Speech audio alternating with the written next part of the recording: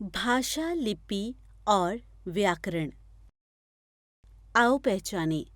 नीचे दिए गए चित्रों को देखकर बताएं कि आपके मन में क्या विचार चल रहे हैं। ची ची। बेटा, तुम्हारा नाम क्या है? आओ जानें। बच्चों, आप तो इन चित्रों को भली भांति जानते होंगे।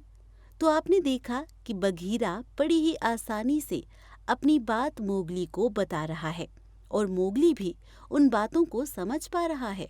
वहीं दूसरे चित्र में एक गांव वाला मोगली से नाम पूछ रहा है, परंतु मोगली को कुछ समझ नहीं आ रहा, क्योंकि गांव वाला जिस भाषा का प्रयोग कर रहा है वह भाषा मोगली को नहीं आती, जबकि मोगली जंगल में रह रहे अपने सभी मित्रों की आवाज़ों की भाषा बड़ी ही आसानी से समझ जाता है। इसका अर्थ यह है कि हम बोलकर या सुनकर एक दूसरे के मन की बात समझ सकते हैं। उसी तरह हम लिखकर या पढ़कर भी एक दूसरे के विचार व भाव समझ सकते हैं। जिस प्रकार हम ईमेल द्वारा देश विदेश में अपनी बात पहुंचा सकते हैं। कहने का तात्पर्य यह है कि भाषा एक ऐसा साधन है जिसके द्वारा हम अपने विचार बोलकर या लिखकर प्रकट करते हैं व दूसरों के मन के विचारों को समझते हैं। भाषा के रूप बोलना, सुनना, लिखना और पढ़ना ये भाषा के अंग हैं। इनके आधार पर भाषा के दो रूप हैं। मौखिक भाषा बोलकर या सुनकर, लिखित भाषा लिखकर या पढ़कर।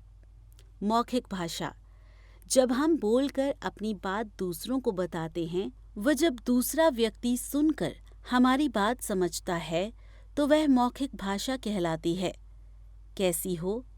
मैं ठीक हूँ। लिखित भाषा जब हम अपनी बात लिखकर दूसरों तक पहुँचाते हैं और वे पढ़कर उसे समझते हैं तो उसे लिखित भाषा कहते हैं। मेरी माँ। भारत की अन्य भाषाएं। पूरे विश्व में सैकड़ों भाषाएं बोली जाती हैं। जैसे हमारे भारत देश में सबसे ज़्यादा हिंदी भाषा बोली जाती है। इस कारण से 14 सितंबर 1949 को भारत में हिंदी को राजभाषा घोषित किया गया। सभी देशों की अपनी अपनी भाषा होती है, जैसे जापान में जापानी, जर्मन में जर्मनी, फ्रांस में फ्रेंच आदि भाषाएं बोली जाती हैं।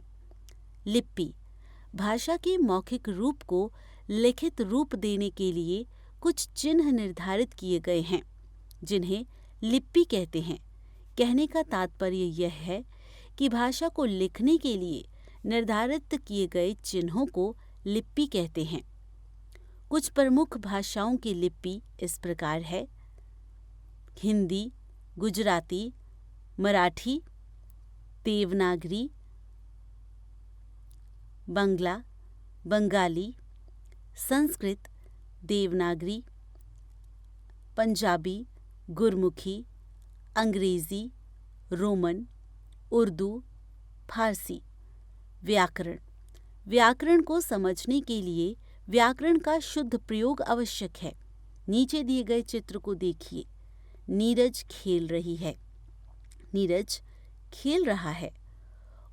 ऊपर दिए गए वाक्यों में आप देख सकते हैं कि कौन सा वाक्य शुद्ध व कौन सा वाक्य अशुद्ध है। नीरज खेल रही है। यह वाक्य अशुद्ध है, कारण नीरज एक लड़का है। तो शुद्ध वाक्य इस प्रकार होना चाहिए: नीरज खेल रहा है।